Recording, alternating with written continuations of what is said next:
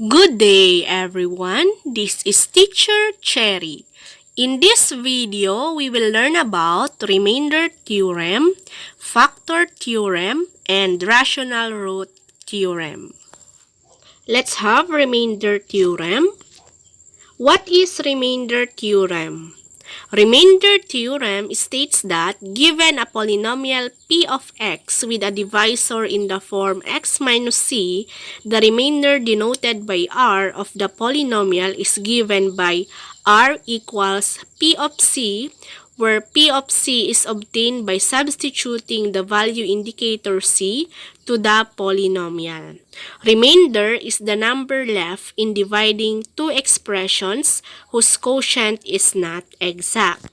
So, para mas maintindihan natin, i-apply natin yung remainder theorem. Let's have examples. Let's have example 1. Determine the remainder of x cubed plus 3x squared minus 4x plus 2 when divided by x plus 1. So, gamitin natin yung remainder theorem. Una, kunin natin yung value indicator. Okay, what is our value indicator? The value indicator, c equals negative 1. Bakit negative 1? Because x minus c. So, x minus negative 1. Negative times negative 1 is positive 1. Or other way, equate natin sa 0 yung x plus 1. X plus 1 equals 0. Therefore, our x equals negative 1. So, yung c natin is negative 1. And then, the next step, isa-substitute natin yung value indicator dito sa ating polynomial. Okay, so we have p of negative 1. Saan galing yung negative 1? That is the value indicator c.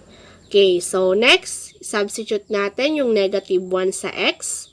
So we have negative 1 cube plus 3 times negative 1 squared minus 4 times negative 1 plus 2. So, lahat ng x pinalitan natin ng negative 1. Then, solve natin. Negative 1 cube is negative 1 times negative 1, positive 1, times negative 1 is negative 1.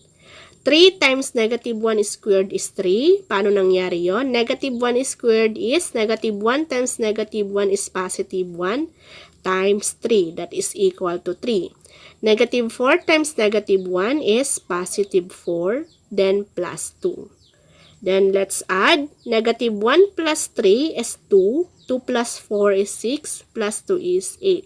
So, kung ano yung nag-equal dito, yun yung magiging remainder. Therefore, what is the remainder? The remainder is 8. Okay, i-recheck natin using synthetic division. So, isulat natin yung mga coefficient niya. So, we have 1, 3, negative 4, and 2. Ano ang value indicator? The value indicator is negative 1. So, ito yung ilalagay natin sa left. Then, the next step, bring down natin yung unang coefficient. That is 1. Then, 1 times negative 1 is negative 1. Then, add 3 plus negative 1 is positive 2. Then, multiply 2 times negative 1, that is negative 2. Add negative 4 plus negative 2 is negative 6. Negative 6 times negative 1 is positive 6. Then, add 2 plus 6, that is equal to 8. So, parehas na 8 yung nakuha nating remainder. So, the remainder is 8. Okay. Ulitin ko, by remainder theorem, kukunin muna yung value indicator and then isa-substitute mo doon sa x yung value indicator and then solve. Kung ano yung lumabas, yun yung magiging remainder. Pwede mong i-double check by using synthetic division. Okay, let's have another example. Okay, example 2. Find the value of k that will give a remainder of 12 when x to the 4th plus kx cubed minus k plus 4 times x plus 6 is divided by x plus 2. So, ang kukunin naman natin dito, ano kaya yung magiging value ng k para kapag dinivide by x plus 2, magkakaroon ng remainder na 12. Let's have our solution. The first step is to determine the value indicator. So, dito natin siya makukuha sa divisor na x plus 2. So, ang value indicator natin is negative 2. Para mas madali, yung x plus 2 i-equate natin sa 0. X plus 2 equals 0. That is, x equals negative 2. So, yun yung magiging value indicator natin. And then, form tayo ng equation na p of negative 2 equals 12. So, yung negative 2, yun yung ating value indicator. Kapag kinuha natin yung p of negative 2, magkakaroon siya ng remainder na 12. So, madadetermine natin ngayon yung value ng k. Substitute natin yung value indicator ng negative 2 sa x ng ating polynomial. Okay, so we have x to the fourth. So, we have negative 2 raised to the fourth plus kx cubed. So, we have k times negative 2 cubed minus k plus 4 times x. So, we have k plus 4. Ang x natin is negative 2 plus 6 equals 12. So, yun yung magiging remainder niya, 12. Then, solve. Negative 2 raised to the fourth is 16. Okay, paano nangyari yon? Negative 2 times negative 2 is positive 4. Positive 4 times negative 2 is negative 8. Negative 8 times negative 2 is 16. And then, k times negative 2 cube. What is negative 2 cube? Negative 2 times negative 2 is 4. 4 times negative 2 is negative 8. Negative 8 times k is negative 8k. And then, plus 2k. Paano nangyari yung plus 2k? Negative k plus 4 times negative 2. So, una, imumultiply natin yung k sa negative.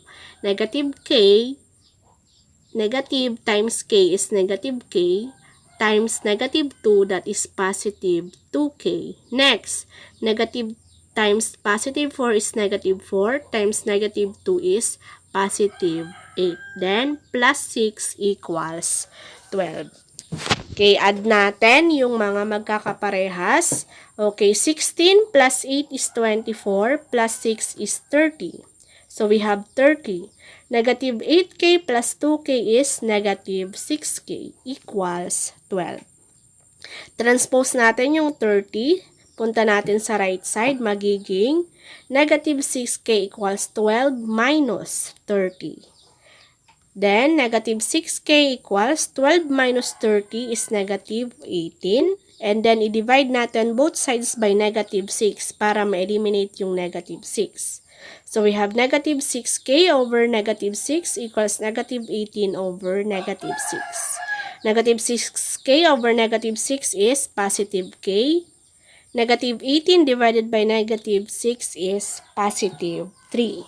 So, ang nakuha nating value ng k is positive 3. Therefore, the value of k that will give a remainder of 12 when x to the fourth plus kx cubed minus k plus 4 times x plus 6 is divided by x plus 2 is 3. So, kung pinalitan natin yung k ng positive 3, pag dinivide natin tong polynomial sa x plus 2, ang makukuhang remainder ay 12. Ulit, ang k natin is 3. Okay, so proceed naman tayo sa factor theorem. Okay, let's have the factor theorem now. What is factor theorem? Factor theorem states that given a polynomial p of x, the expression x minus c is a factor of a polynomial if and only the value of p of c will yield to 0. That is, p of c equals 0. Okay.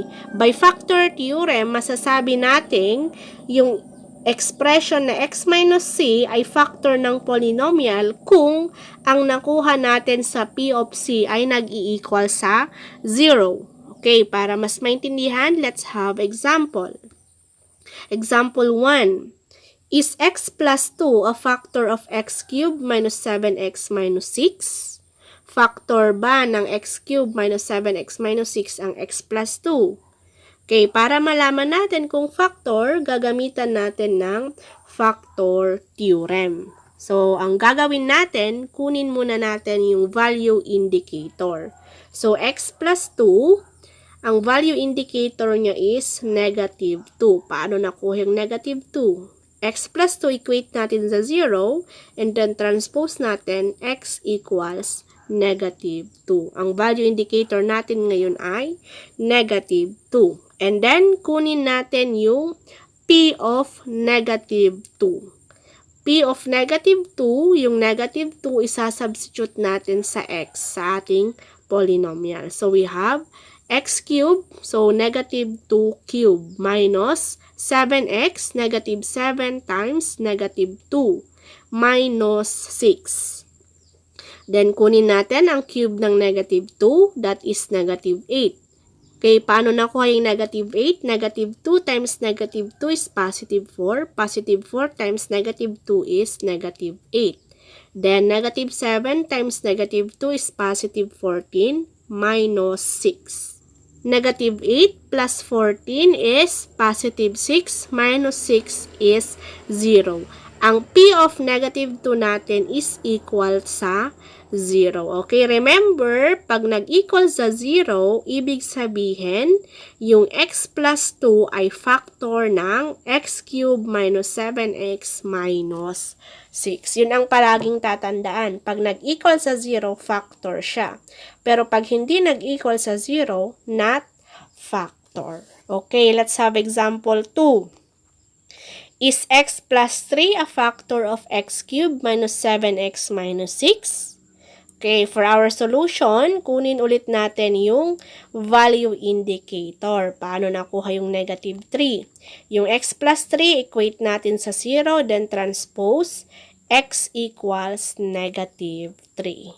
And then, yung negative 3, isasubstitute natin sa x sa ating polynomial. Okay, so we have p of negative 3 equals x cubed, magiging negative 3 cubed, minus 7x minus 7 times negative 3 minus 6.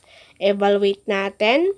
Negative 3 cube ay equal sa negative 27. Negative 3 times negative 3 is positive 9. Positive 9 times negative 3 is negative 27. Negative 7 times negative 3 is positive 21 minus 6. Okay, then, negative 27 plus 21 is negative 6 minus 6, that is equal to negative 12. Ang P of negative 3 ay equal sa negative 12, ibig sabihin, ang x plus 3 ay hindi factor ng x cubed minus 7x minus 6. Kung nag-0 siya, factor. Since hindi siya nag-0, x plus 3 is not a factor of x cubed minus 7x minus 6. Okay, ngayon naman ay ang rational root theorem.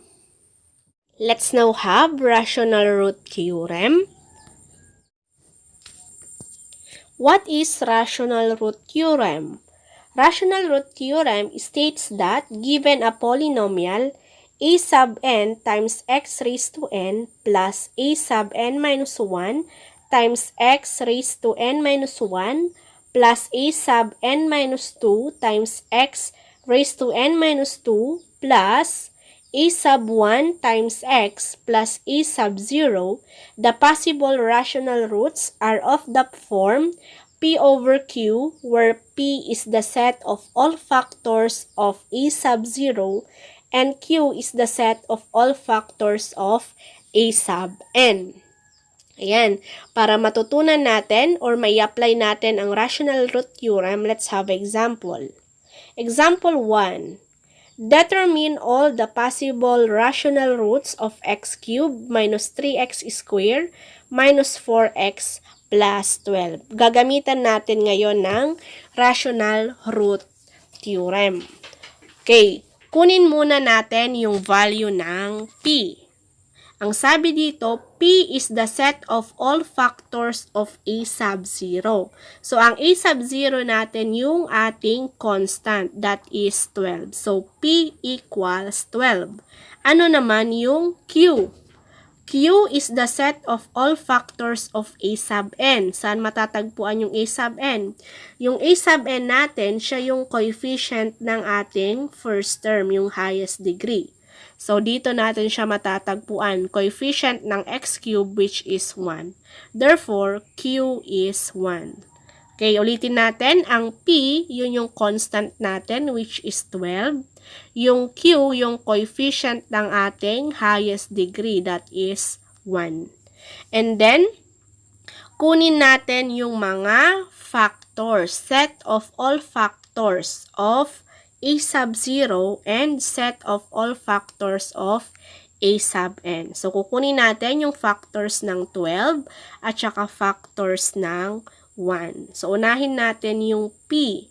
Okay, so we have positive negative 1, positive negative 2, positive negative 3, positive negative 4, positive negative 6, and positive negative 12. Saan nanggaling yun? Factors ng 12.